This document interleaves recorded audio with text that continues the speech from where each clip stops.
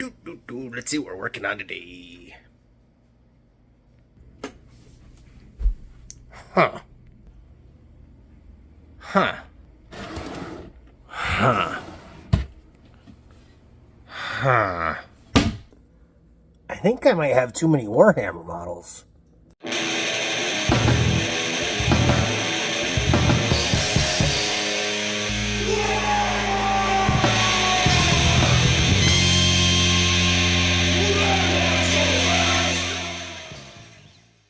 Wow! Welcome back to the Red Ones Go Fast. Old Big Mek here, and in this episode, we are talking about how to get rid of your Warhammer. Let's get into it! Right on, yes. So the last video that I uploaded, although probably not the last video you've seen, unless you are just a regular subscriber, was on how to get into Warhammer, which was meant to be kind of a longevity, edition agnostic, kind of generalized help guide on, answering some of those initial questions on Warhammer. This is a very different video from that one. This is, you are well into Warhammer, and you might have too many laying around, where you can literally just reach at arm's length and find Warhammer figures everywhere, and it might be time to downsize a little bit. So here's all the things you can do with your old Warhammer to make them go away. All right, first and foremost is obviously the easiest, and that is just plain sell them, especially if they are new in-box sealed like this. It is super easy to sell Warhammer and actually get quite a decent amount of money back out of it. Depending on the kit or the circumstance, you might even get more than retail. Some of these anniversary miniatures or special editions or whatnot can be worth quite a bit more if they were limited production, but even in general, regular kits, they'll go for less than retail, but you'll still get a decent amount per retail of them, unlike other hobbies actually, which I happen to have right here. This is a model car kit. Most of you know that I do all sorts of scale modeling, not just Warhammer, and I can tell you that scale model kits are an absolute crapshoot when it comes to letting them go. Again, some kits, if they're very limited production, can be worth a whole lot of money, but the vast majority of kits become almost worthless after you buy them, even if they're all brand new in box. So Warhammer is a little bit unique in the hobby realm of actually being able to hold some value. Obviously, there's a number of ways you can do that. eBay is a very popular one. New in box stuff, you'll believe it or not, you can actually sell on Amazon as a third party. You can also sell on Facebook Marketplace. There's all sorts of buy-sell trade groups on Facebook itself, Discord servers, even our own Discord down the link below has a free buy-sell swap area. So lots of places to get rid of them when they're new like that. Now, when they're not new in box, but they are still new on sprue, you still have options. Obviously, you can still sell on eBay, Facebook Marketplace, things like that. Lots of people will buy just sprues instead of whole boxes. This is especially true if you buy like a big army box or battle force or something like that in your starter set, and you're splitting the kits out. Those splits and those individual kits, still seem to sell pretty well, pretty easily. Doesn't take a whole lot of effort to list what you have, look up what other people are selling the same thing for, be in that ballpark, and get those minis out to the next person. Now, once you get into built minis, it starts getting a little different. There is a market and an opportunity for built miniatures that are built absolutely correctly and very well to still be worth a decent amount of money. Simply put, there are a substantial amount of people in this hobby that do not care for the actual building aspect of it. I don't get those people either, but I joke. You guys know this channel, I'm all about the modeling, so this is my favorite part, but it's not for everybody, and that's totally cool. But what happens is you get people that, because they don't enjoy the building or they don't want to do the building, they would pay sometimes even up to retail value for the models to be built, but only if they're built correctly. We're talking all mold lines sanded and removed. We're talking all the little nubs that are left over from clipping from the sprue are gone. We're talking everything is built correctly. It's glued together with plastic glue. There's not like excess glue coming out anywhere. Nothing is misaligned. You're not using like random crappy parts. Like, it is exactly as the kit is designed and intended. Maybe sub-assemblies for things like vehicles, so that, you know, they can still be painted and make sense before they're put together. But yeah, generally speaking, built well gives you options still. All right, so now we got to talk about what happens when they're not built well. What happens when they're glued together wrong, when they're using parts from different kits, when they are missing pieces. Now you start getting into troubles with being able to move these guys on. Well, frankly, there's a couple options. Option number one is try to get it together anyway. Use other parts, get the piece fully put together, do what you can to make it complete so you can sell it for a decent value. Failing that, the more stuff you can put together in a lot, the better off you're gonna do. Nobody is gonna buy one Space Marine that's not put together well or is missing pieces. But they might buy 5 or 10 or 20 or, you know, even a whole army's worth. Basically, the more you can put together of going, okay, I've got these 10 guys, they make a squad, they're missing pieces or they're not built very well, but at least it's still a whole squad. You could probably get at least some of your money back out of it. Now, obviously, if those models are too far gone, you can sell them off for parts. Definitely lots of people buy Warhammer bits. Old Big Mek himself has a service where he sells bits that are curated for the people buying them. But if you're talking about whole models, no one's gonna take a torso and a set of legs for bits. You can do things like use them for other projects. Vehicles are an easy one. You can take any vehicle and start crashing it up and turning it into crash terrain pieces.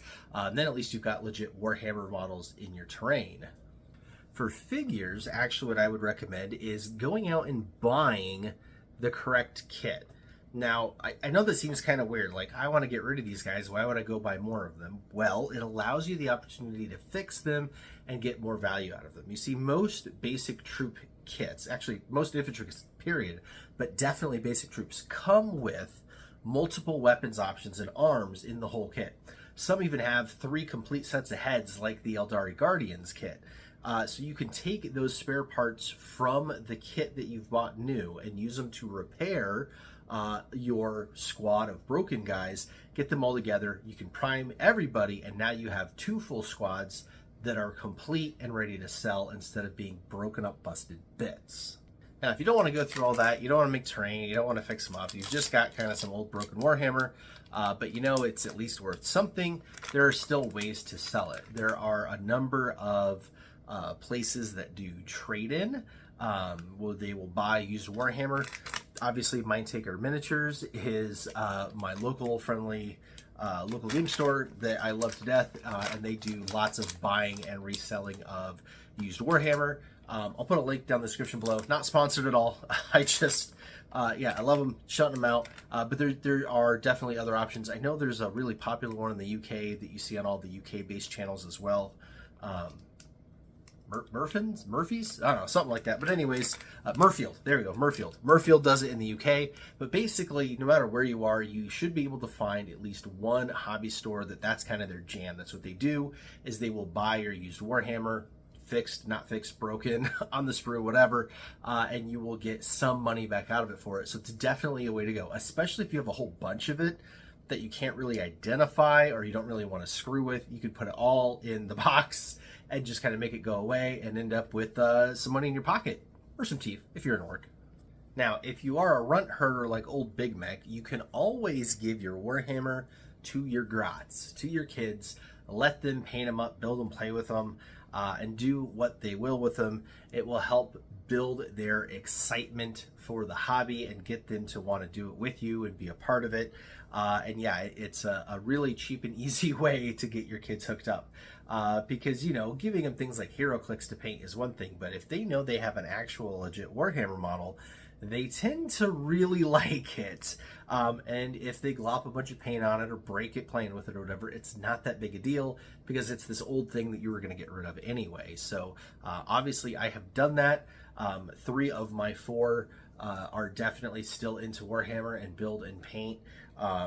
2 quite voraciously so. And yeah, it's been a lot of fun to start them off on things like this that are old or used or whatever, broken, and they get to paint and do whatever they want with. And then as their skills developed and their interest developed, they were able to say, hey, I really want to paint this. Like this is the army that does it for me. This is the model that I'm really excited about.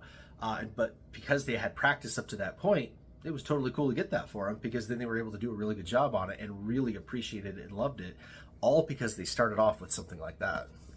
All right, and then the last couple of ways we're going to talk about are for something a little different. What happens when you have kind of a whole army, but that army isn't necessarily working in this edition, or just the models are so old that, you know, they're not really the right ones anymore. Maybe it's a bunch of Legends units now, or it's a bunch of Space Marines on 25mm bases or something like that. What do you really do with those, especially if they don't have enough value to really be worth selling, you know, have kids to give them to or something like that? Well, I'm going to give you a couple options.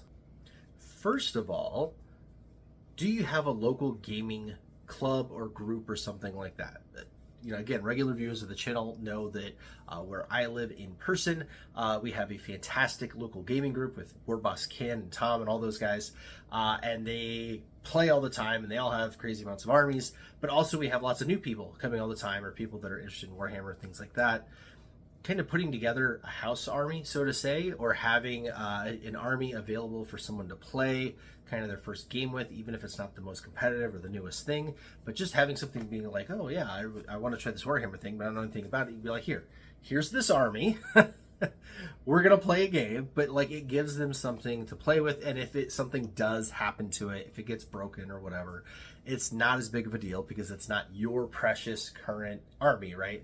We're talking about something that's old, that's out of date, but it still has value in that way. You can also use them in the club as you know, your various objective markers, or other things for narrative gameplay. Definitely some of the new boarding action stuff and the solo kill teams, where you've got, you know, waves and waves of enemy coming at you, these NPCs. Bingo, there's your NPC army, right? You've got this old Space Marine army, paint them all black with flames, cut them up a little bit. Now you've got Legion of the Damned, right? And the Legion of the Damned can come at you at wave after wave and be really cool without being like lost to the ages. And that brings me to my last thing, which is, what if you have an army like that? It doesn't really have a whole lot of value in its current state, and you don't have a gaming club or kids or anything. Like, what do you really do with this army? I'm going to show you one. This is an example of what I'm talking about. This is an old school Imperial Guard army. These are the older Acadians. These are not the new ones that came out a couple of years ago. These are the old chunky boys. Generally, they don't have a whole lot of value. They overproduced this kit for 10, 15 years. And yeah, it's not everyone's favorite aesthetically. It's not everyone's favorite gameplay-wise. And it's just kind of a whole bunch of little green army men. So what you can do is take that army and convert it into something that is useful in the current edition, or is just way cooler in some way. Now, again, older Acadians, not the coolest thing, not the hippest thing, not the most in thing, not very wanted. Grot Guard is extremely cool and very in and very wanted. So I can get a whole bunch of Grot heads and arms and things like that, and take these guys apart and turn them into military Grots. You could do a Chaos Blooded army with them, you know, or Blood Pact. That's what I was going for. The ones from the Gaunt's Ghost novels. You know, your evil guard, right? They're the Chaos Guard, the cultists, those kind of things. Grab some Chaos kits, get a bunch of bits, glue them all on there, and change the army into a Chaos Cultist army. Now it's something way cooler. It's not a Acadian army. It's a Chaos Cultist army. Same thing again with those older Firstborn Space Marines. I mentioned Legion of the Damned. It's a really easy concept to do a Legion of the Damned army. You can slap them all in 32mm bases, paint them black in flames, give them some skulls, and then a whole bunch of battle damage, and you've got a really cool army. You could also, turn them into a 30k army. The 30k, the Horus Heresy stuff is definitely in right now. Getting especially those upgrade sprues and packs for the various legions, and just changing what chapter your army is into one of those legions, putting all the pieces on. Even if you just primer them, will make that army worth a whole lot more money than just being, oh, it's a whole bunch of old Ultramarines. So yeah, there you go. There was a bunch of different options on what to do with your older Warhammer and how to sell it off and kind of maximize what you're getting out of it, and some places on where to go to do it. So again, just a super simple recap. You've got eBay to sell things on auction. You've got Facebook Marketplace or Facebook buy-sell trade groups to sell your individual items or armies. You've got your friendly local game stores that specialize in used Warhammer that are happy to buy things. You can put your armies back together as different armies to sell. You can repair your kits and make them good to go, or sell them off as bits. And yeah, there's a bunch of different options out there to sell your Warhammer. The really, really cool thing, again, about this hobby, about where it is, not just right now, but it throughout the 30 plus years that Warhammer has been around, is that unlike these other hobbies, they actually do have residual value. So never just throw your Warhammer out. You'd be surprised. Someone is going to want it somewhere for something. So definitely consider putting up some ads and getting rid of it. You'd be surprised putting a little money back in your pocket.